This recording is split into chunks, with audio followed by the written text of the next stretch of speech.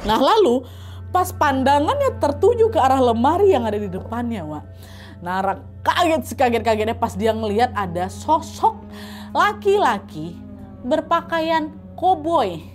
Dia lagi berdiri dekat samping lemari itu. Nah, laki-laki itu nengok Nara dengan tatapan marah. Terus dia bilang apa? Hey, wassalamualaikum warahmatullahi wabarakatuh. Terima kasih sudah klik video ini. Seperti biasa di malam ini aku kembali lagi menemani kalian dengan menceritakan satu kisah horor Wawa part selanjutnya. Tapi nih Wak, sebelum mulai aku mau nanya sesuatu. Kalian pernah gak sih ngerasa rumah yang kalian tempatin ini nih ya kayak sedang menyimpan sesuatu gitu, Wak? Bukan sekedar hawa dingin atau suara-suara aneh aja, tapi semacam rasa was-was yang susah dijelaskan. Rumahnya kelihatan biasa-biasa aja, tetangganya juga baik, tapi entah kenapa nih ya ada aja yang kerasa ganjil. Nah, cerita malam ini, Wak, datang dari Wawa kita yang pernah tinggal di rumah model bedakan.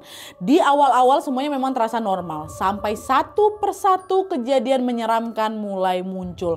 Benda-benda pindah-pindah sendiri, suara-suara yang gak jelas asal-usulnya dari mana, dan yang paling bikin merinding adalah kemunculan sosok misterius yang bentuknya sangat tidak biasa.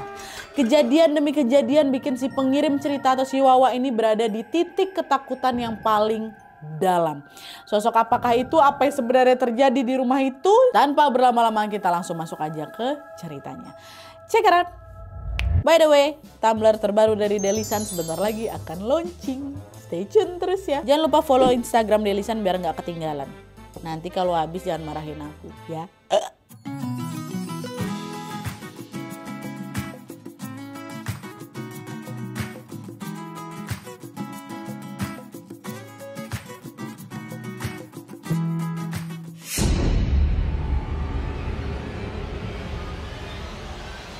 Oke, Wak, jadi kisah kali ini diceritakan sama Wawa kita yang bernama Nara dari Kalimantan Selatan. Halo Kak Nara. Nah, jadi pengalaman horor ini terjadi pada tahun 2019 sampai 2020, Wak.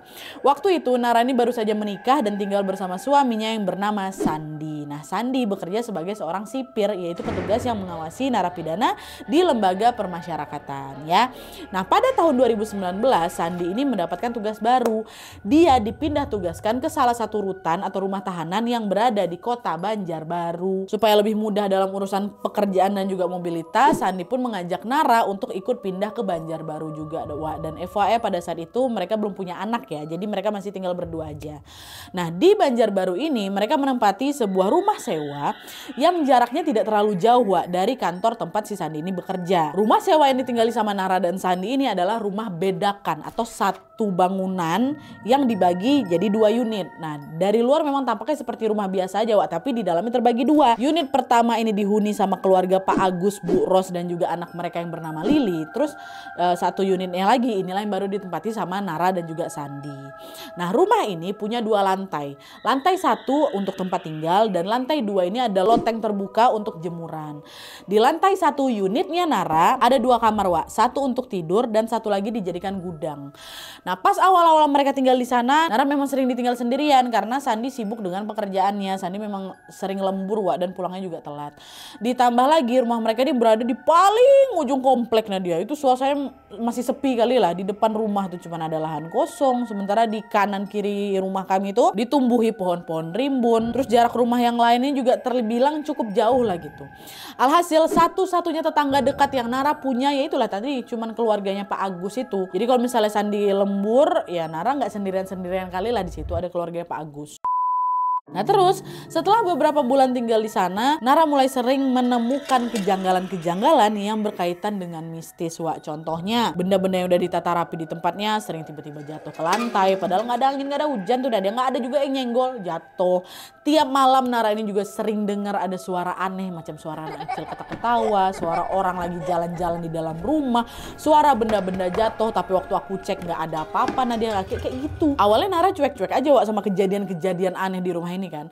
Tapi semua mulai berubah waktu awal pandemi. Jadi waktu itu kantor si Sandi ini langsung bikin aturan ketat. Jadi semua pegawainya dilarang pulang dan wajib nginap di kantor demi pencegahan penyebaran COVID. Memang nggak semuanya, tapi ada beberapa bagian yang WFH, ada beberapa bagian yang harus nginap di kantor termasuk Sandi. Nah karena Sandi ini itu tadi lah dia seorang sipir kan, jelas dia nggak bisa WFH, nggak mungkin juga Napi dibawa ke rumah. Nah akhirnya sejak saat itu Nara pun jadi makin sering sendirian, suaminya stay di kantor. Untuk ngurus sepi dia biasanya ngobrol lah itu sama tetangga sebelah, sama Pak Agus, kadang sama Bu Ros, atau juga main sama anak mereka berdua yaitu Lili.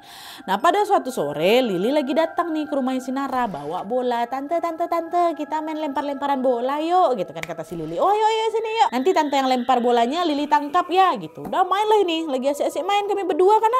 Tiba-tiba bola yang aku lempar itu nggak sengaja ngeglinding ke dalam gudang. Mereka mainin di dalam rumah, Wak. Ngeglinding dalam gudang. Nah, di rumah Nara itu kan ada 2 kamar kan, satu tuh kamar tidur, satu lagi gudang. Masuk ke gudang itu, dan di dalam gudang itu sebenarnya ada beberapa barang yang bukan punya Nara, Wak. Jadi ada beberapa tumpukan baju, ada album foto tua, terus ada macam ranjang tanpa kasur gitu loh. Nara nggak tahu barang-barang tuh punya siapa. Pokoknya sejak aku pindah ke sana barang-barang tuh memang udah ada di situ. Nah Nara menduga mungkin itu punya si pemilik rumah, belum sempat diambil aja gitu kan. Nah anehnya, Wak, pintu gudangnya Nara tuh nggak bisa ditutup rapat dan suasananya itu selalu gelap. Aku sama si Sandi tuh dia udah beberapa kali coba pasang lampu di sana, tapi anehnya lampu-lampu yang dipasang itu selalu mati, kadang pecah sendiri bahkan. Nah karena kejadian itu terus berulang, akhirnya mereka pun membiarkan gudang itu tetap dalam keadaan gelap. Karena pasang lampu nggak bisa kok. Nah, si bola itu ngeglinding sana. Nah, kita balik lagi ke cerita si bola ya, Wak ya.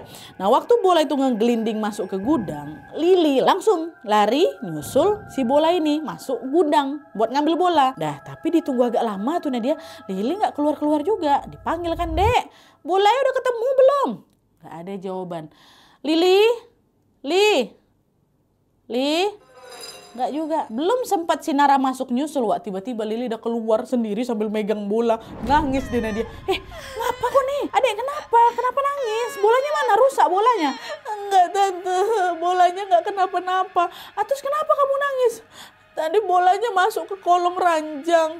Terus pas Lili ambil, Lili tengok ada kepala nenek-nenek di bawah sana. Dia ngeliatin Lili, tante, kata nangis dia. Kepala nenek-nenek. Dengar itu syok lah. Masa iya? Tapi supaya Lili ini nggak makin takut, Nara bilang, Lili salah lihat kali itu. Nggak ada nenek-nenek di gudang tuh, Dek. Yang tinggal di rumah ini kan cuma tante sama Om Sandi aja. Om Sandi juga belum pulang. Ayolah yuk, kita keluar aja lah yuk. Gitu. Lili cuma ngangguk-ngangguk kecil lah.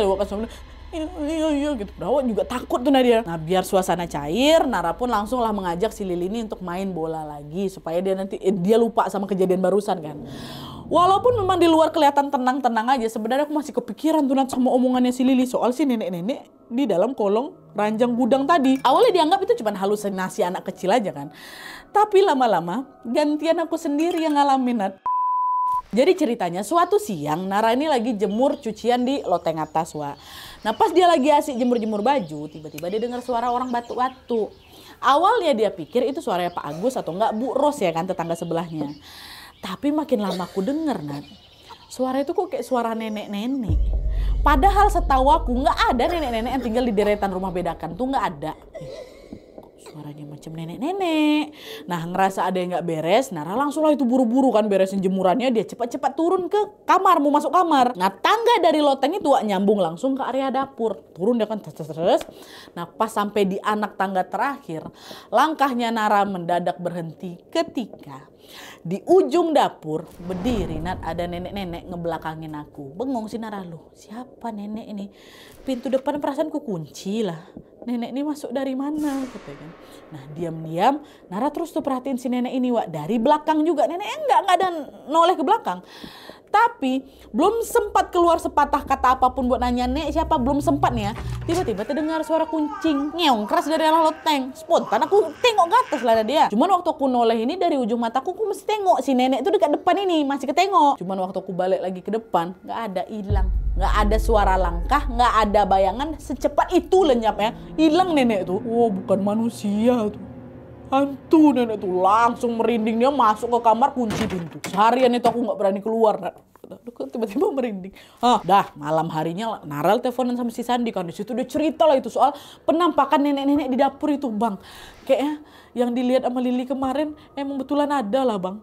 Tadi soalnya aku ngeliat juga ada nenek-nenek berdiri di dapur. Jelas sekali, Bang, jelas.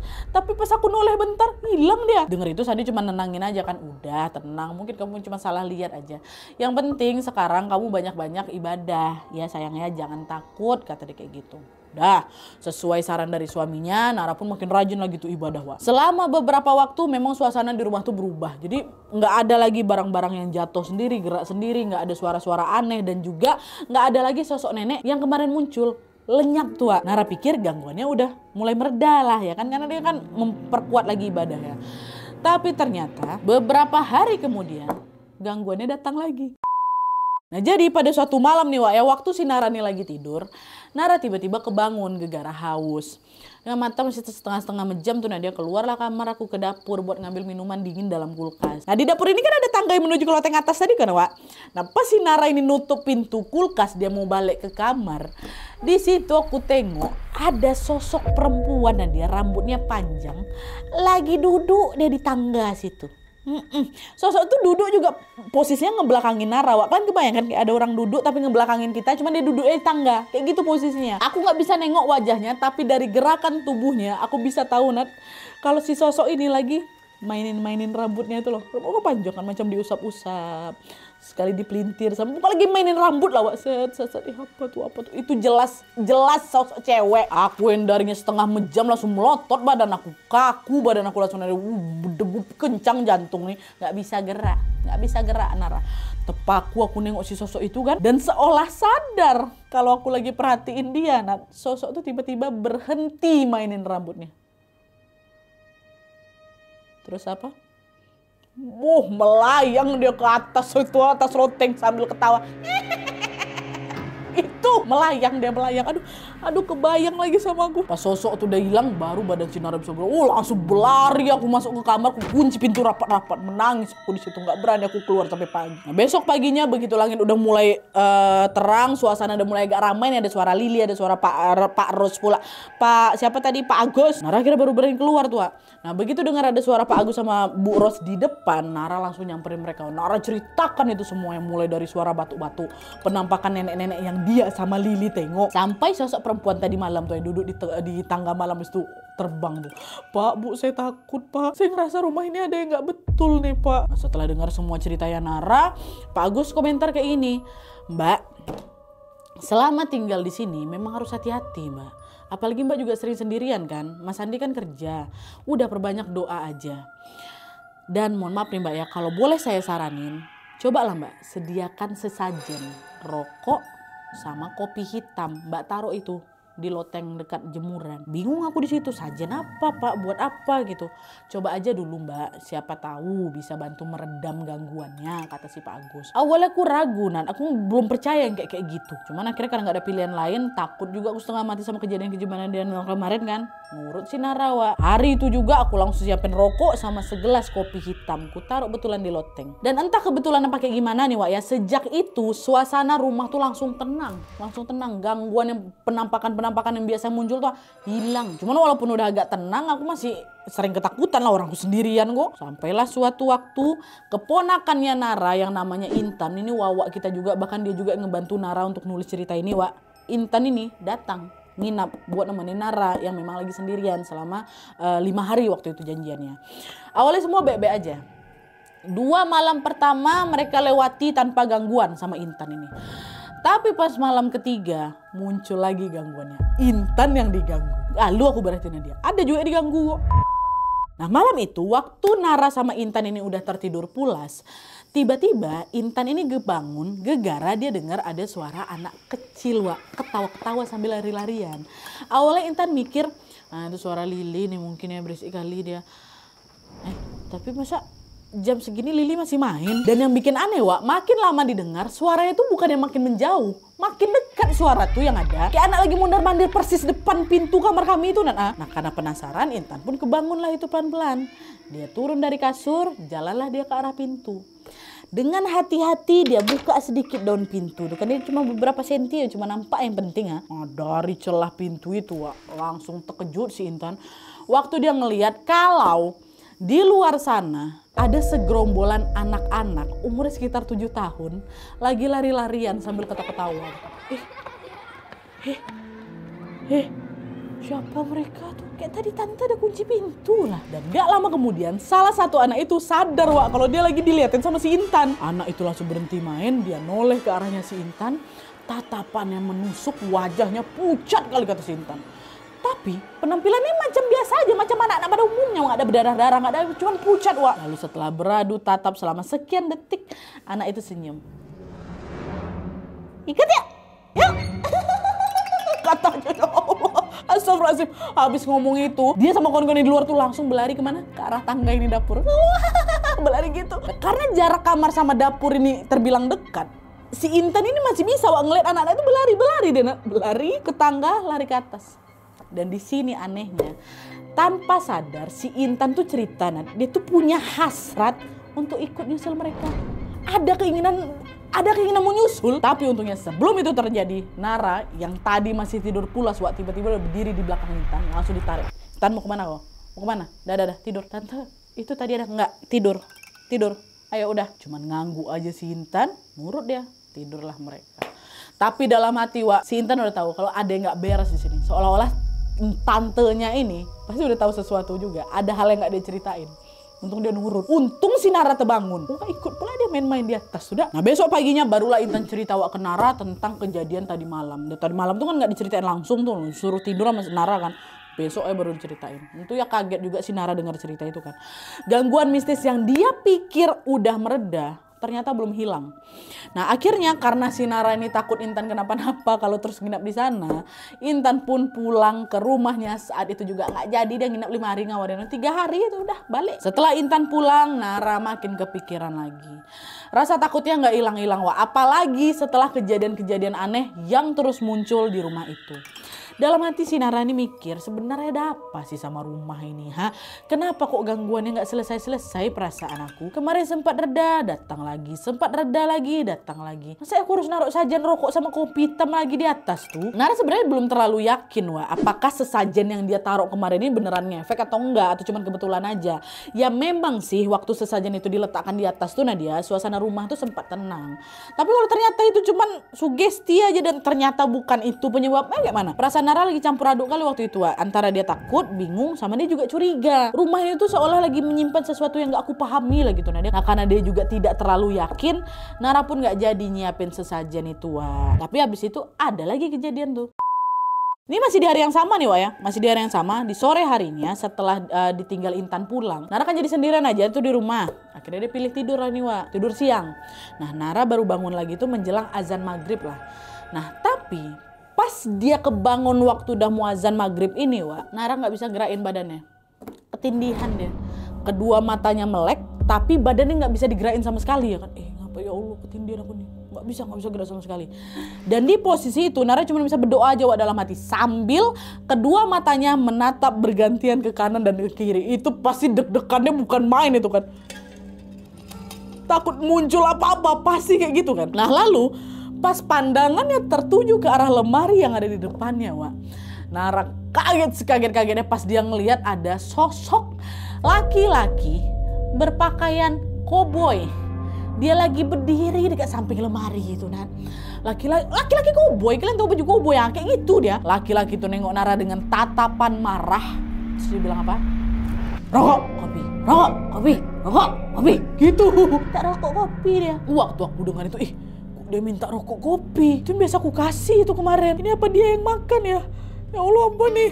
Dia minta rokok kopi ya Allah. Ya Allah aku takut ya Allah, tolong ya Allah. Tanpa dia bisa kabur kemana-mana Wak, Nara yang masih ketindihan itu cuma bisa terus berbaring. Gak bisa gerak di kasur lagi ketindihan. Beradu tatap sama sosok laki-laki koboi itu. Apa kebayang gak kalian gimana? Terus gak langsung hilang nih ya. Dalam hitungan detik tiba-tiba si wajah koboi itu berubah Wak. Berubah jadi hitam seram. Terus macam gosong.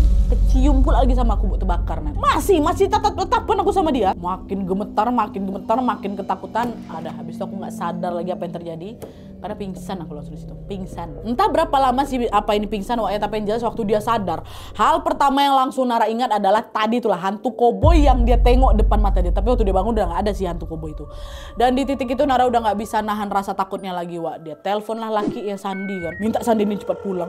Abang, Bang, halo bang, bang aku udah gak kuat lagi, ada banyak kali hantu di sini gangguin aku takut kali bang, tolonglah bang, cepat pulang bang, aku udah gak berani lagi sendirian di sini bang, balik bang, tolong gitu. Nah dengar istri ketakutan sampai nangis histeris kayak gitu, nggak tega lah si Sandi ini kan. Akhirnya di hari itu juga Sandi bilang lah ke atasannya, Pak tolong Pak saya harus izin pulang, istri saya gini. Untung ya dibolehin Wak. Nyampe dia di rumah, Nara langsung ceritain semua ke Sandi, dia nangis dia semua diceritain soal penampakan nenek-nenek di dapur, perempuan berambut panjang di tangga, anak-anak yang ditengok sama si Intan, sampai puncaknya laki-laki koboi yang minta sajen yang berubah jadi mukanya gosong. Semua diceritain sama si Nara ya kan. Nah setelah menyimak semua cerita itu, Sandi memutuskan untuk berkeliling rumah Wak. Berkeliling rumah mereka sambil membaca doa-doa. Udah adik tenang di situ, ambil wudhu, nanti coba abang ngecek. Nah pas dia lagi keliling rumah ini, Sandi ketemu sama Pak Agus, tetangga mereka kan. Di situ Pak Agus nanya, Bang Sandi tumben jam segini udah ada di rumah. Oh iya Pak, tadi istri saya nelpon, dia lagi ketakutan, dia minta ditemenin. Ketakutan kenapa bang? Itulah dia, Nara bilang katanya dia lihat ada banyak kali hantu-hantu dekat rumah ini Pak. Beda-beda pula bentuknya. Walah, Nara lihat hantu koboi juga nggak? Itu kata Pak Agus. Ada Pak, ada. Kok Bapak tahu? Walah, berulah lagi dia ya. Dia memang sosok yang suka nangkring di loteng kita mas. Oh berarti Pak Agus juga pernah ngeliat sosok tuh. Kok bisa dia gangguin istri saya ya Pak ya? Nah disinilah Pak Agus cerita semua yang dia tahu soal si hantu koboi ini. Jadi Wak, konon katanya hantu koboi itu memang udah ada di sana sejak lama. Bahkan jauh sebelum rumah itu dibangun, udah jadi penunggu di sana. Sebelum Nara sama Sandi tinggal di situ, hantu koboi ini udah lebih dulu sering nerornya siapa? Keluarganya Pak Agus.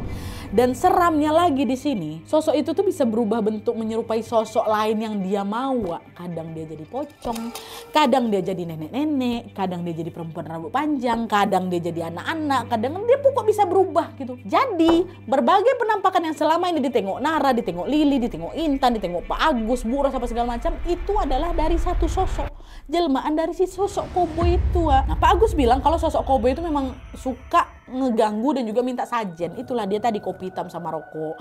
Itulah kenapa juga waktu kemarin Pak Agus tahu kalau Nara ini ngalamin teror mistis selama di rumah itu, Pak Agus langsung nyaranin si Nara untuk menyiapkan sajen rokok dan juga kopi. Nah kalau nggak dikasih sajen itu, barulah dia nanti nengokin sosok aslinya. Wujud aslinya apa? Itulah yang pakaian koboi itu, terus wajahnya tapi gosong. Pak Agus bilang kayaknya memang energi sosok itu kuat kali mas, besar kali dari sini. Mungkin dia masih akan sering nampakin dirinya ke depan Mbak Nara. Pasti, saya bisa jamin. Kan Nara sering ditinggal sendirian kan. Kasian dia kalau harus terus-terusan diteror sama si hantu tuh.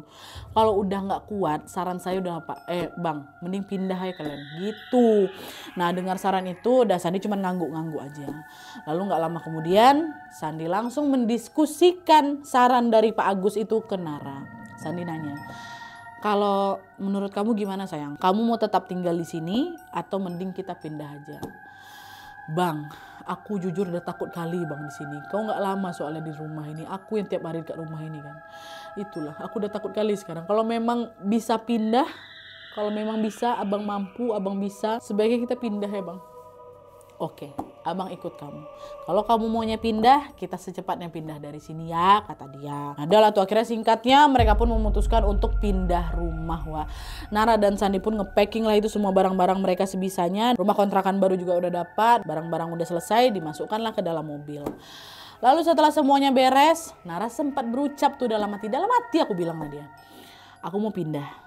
Setelah ini tolong jangan ganggu aku lagi ya. Dan jangan ganggu siapapun yang nanti akan tinggal di sini ya. Nara ngomong dalam hati, dia pegang itu dinding tembok rumah itu.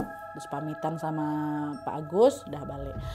Nah waktu masuk mobil, mobilnya jalan, Nara nggak sengaja Wak, noleh ke belakang. Natap rumah itu lagi kan.